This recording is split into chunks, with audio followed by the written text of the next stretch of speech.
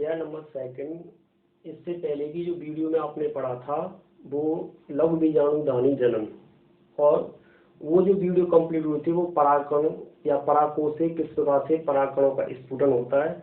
और आगे इसी अध्याय में या इसी बीजाणु जनन में आपके ये 4 टॉपिक आज लिए जा रहे हैं। आपका पहला है नर युग्मोद्भिद, जैसे बोलते हैं मेल गैमेटोफाइट,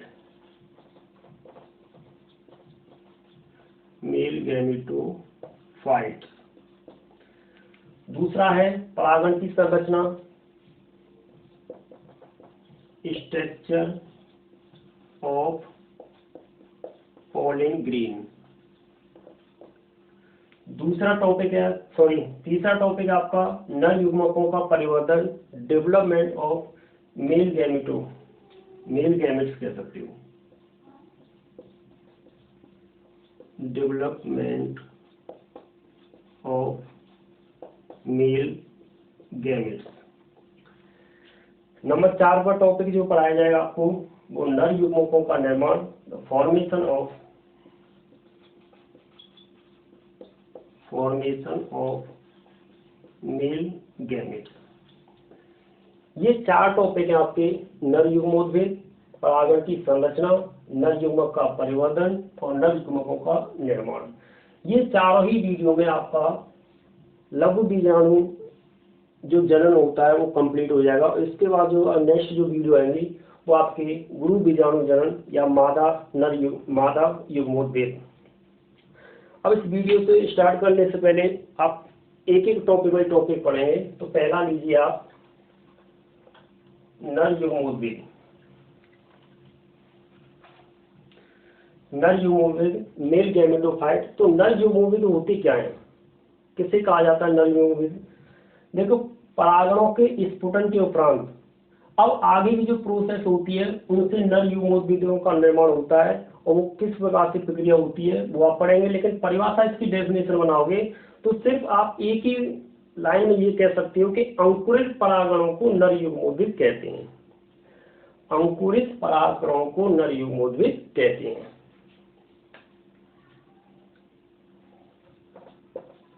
अंकुरित परागकणों को नर युग्मोद्भिद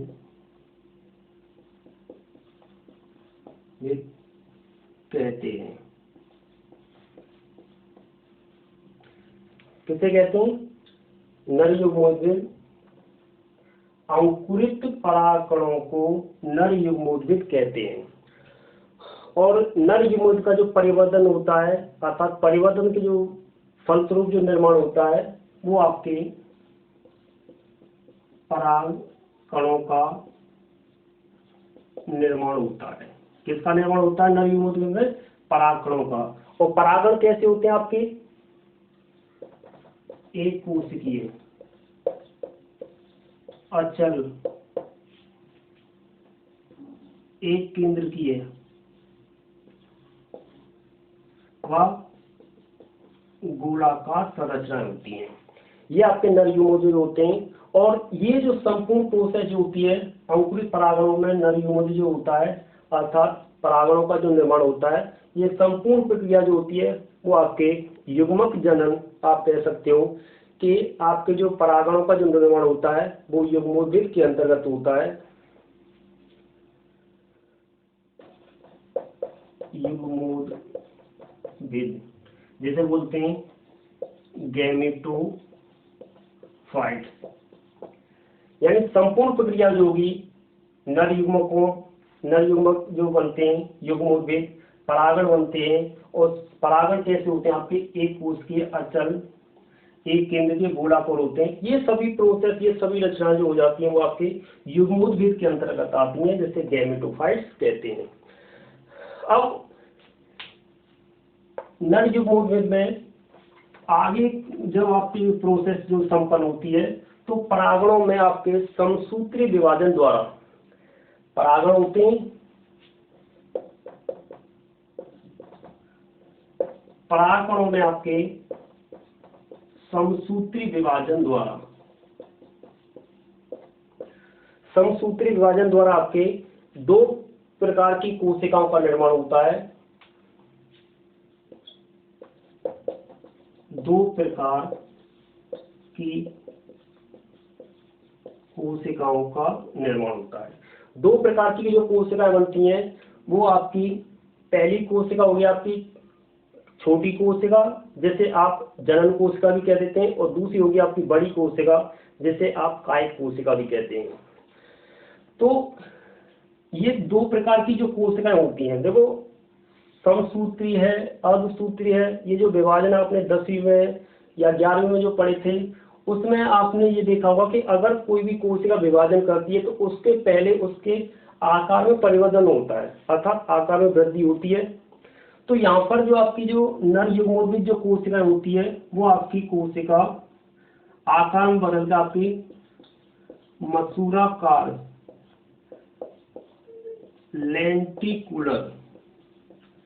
लेंटिकुलर नामक या तर्क रूपी जैसी कोशिका का निर्माण कर लेती है, और ये आकार में डिवाइडेड हो जाती है। तो आपकी दो प्रकार की कोशिका बन जाती है समसूत्री के विभाजन। वहां पे आपके युग्मक का जो निर्माण हो रहा था वहाँ अर्धसूत्री विभाजन, किंतु यहाँ पे आपका समसूत्री विभाजन होता है। तो समसूत्री विभाजन आपकी दो प्रकार की कोशिका बनती है। पहली जो कोशिका है आपकी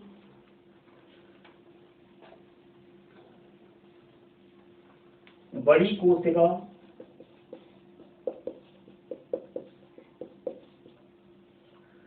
ये फर्स्ट प्रकार की, और दूसरी प्रकार की आपकी छोटी कोशिका।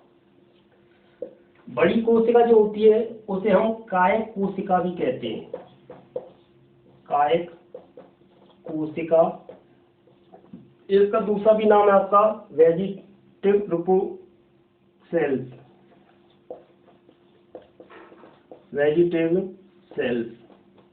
और छोटी जो कोशिका होती है वो आपकी जो छोटी कोशिका है वो जनन कोशिका कहलाई जाएगी। आपकी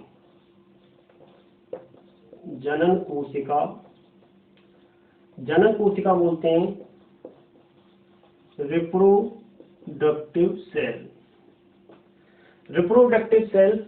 अब छोटी कोशिका और बड़ी कोशिका का क्या कार्य होता है इसमें, तो वो देखिए, बड़ी कोशिका है जो कायिक कोशिका है, इसका जो जीवन काल होता है वो अल्प होता है, मतलब कुछ समय होता है, और ये आकार में अत्यंत बड़ी होती जाती है। कुछ अल्प समय के लिए बड़ी होगी या आकार वृद्धि करेगी। तो इसमें आपके पोषक तत्व, प्रोटीन, आपके लिपिड या अन्य खनिज पोषक तत्वों की मात्रा बढ़ती है, जो विभाजन के तरफ आपका पोषण का कार्य करेगी।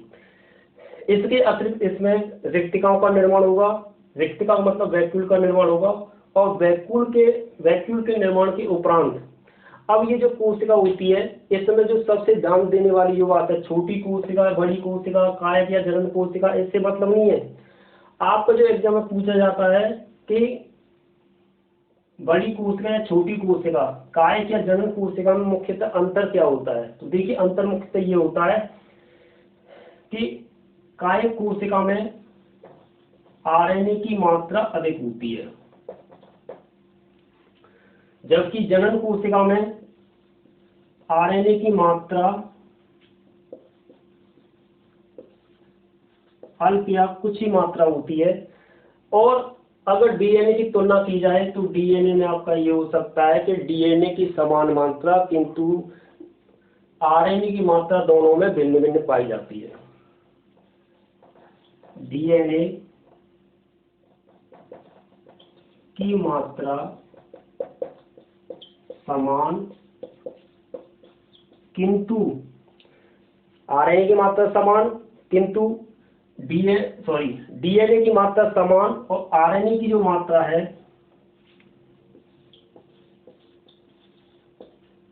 वो भिन्न भिन्न पाई जाती है।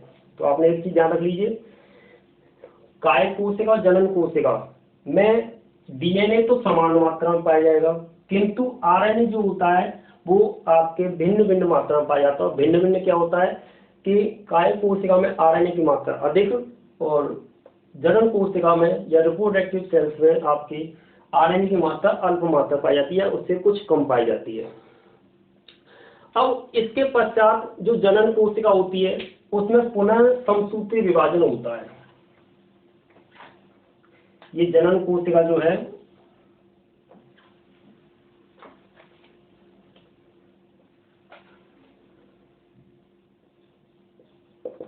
पुनः समसूत्री विभाजन होता है, यानी माइटोसिस सेल डिवीजन पुनः स्टार्ट होगा और विभाजन होने के उपरांत ये आपकी जो छोटी कोशिका है रिप्रोडक्टिव सेल,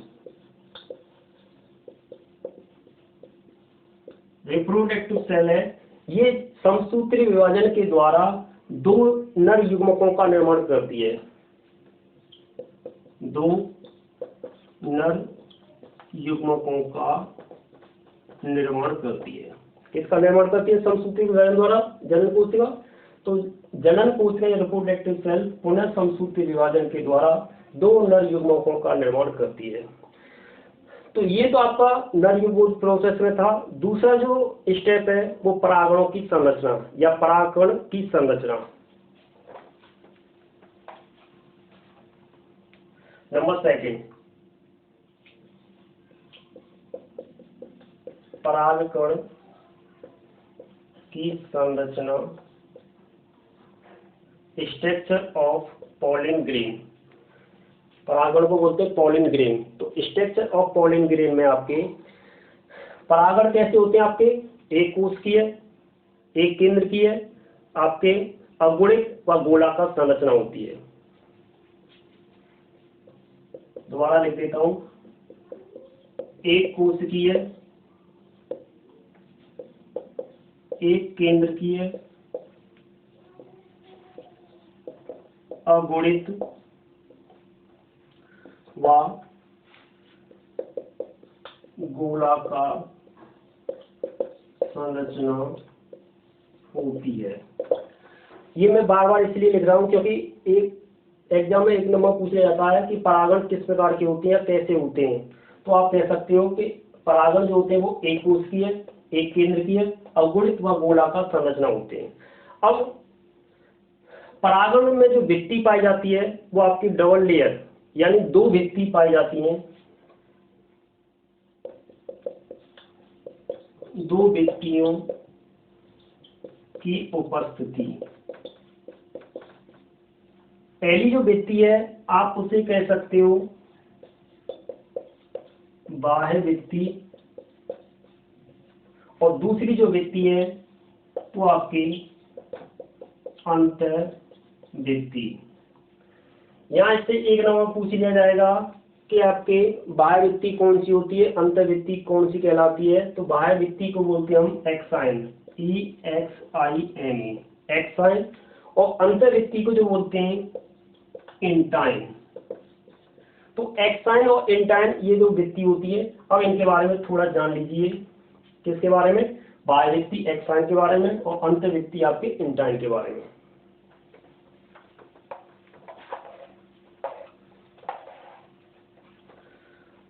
तो पहली जो भित्ति है, पहली लीजिए बाह्य भित्ति।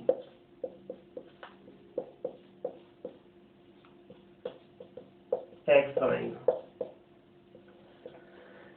बाह्य भित्ति जो होती है वो आपकी, पहले बोल दे रहा हूँ बाद में लिख दो, आपकी खुरदरी होती है, तंतु में जालिकावत होती है और आपके कठोर आवरण युक्त होती है। तो आप लिख सकते हो दृढ़, लिख सकते हो कठोर, कुछ भी लिख सकते हो। कठोर,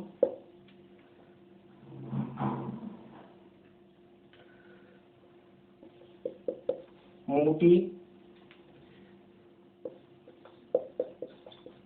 जालिकावत तंतु में।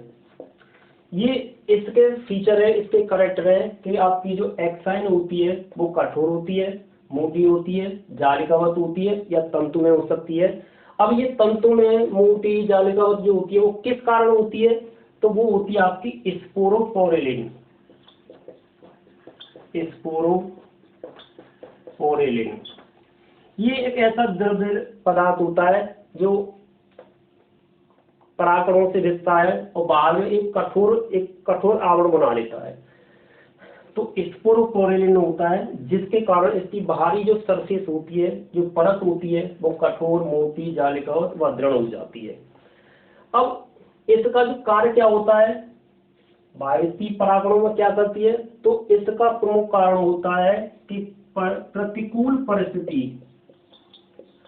अब परिस्थितियां आपकी दो प्रकार की हैं, एक प्रतिकूल होती है और दूसरी होती है अनुकूल।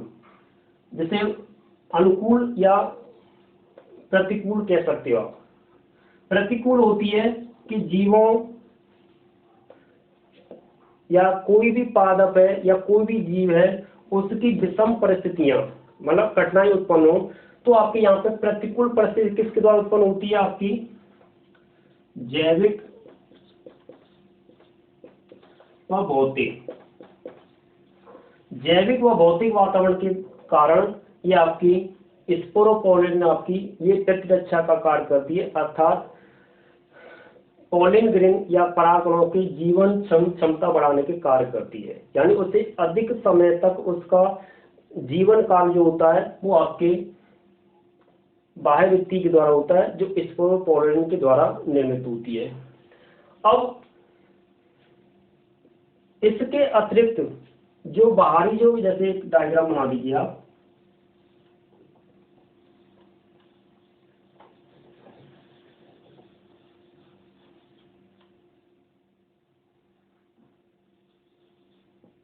ये इसकी बाह्य परत होती है। तो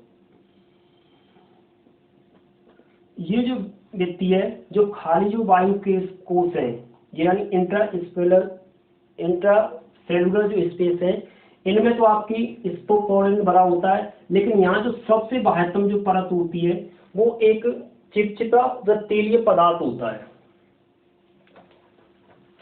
चिपचिपा तेलीय पदार्थ होता है जिसे बोलते हैं पोलन किट। Pollen kit.